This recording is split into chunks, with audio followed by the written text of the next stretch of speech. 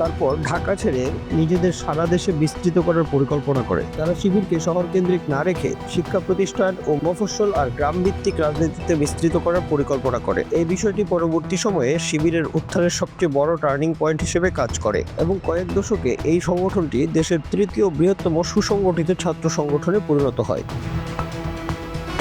রাজনৈতিক পর্যবেক্ষকরা বলছেন, ঢাকা বিশ্ববিদ্যালয়ের ছাত্র শিবিরের প্রকাশ্য রাজনীতি বন্ধ করা হয়েছিল এখন থেকে 3 দশক আগে। যদিও এই সিদ্ধান্ত ছিল মৌখিক। 90-এর গণ আন্দোলনের পর শিক্ষক শিক্ষার্থীদের সব সংগঠন একাট্টা হয়ে ঢাকা বিশ্ববিদ্যালয়ের ছাত্র শিবিরের রাজনীতি বন্ধ করেছিল।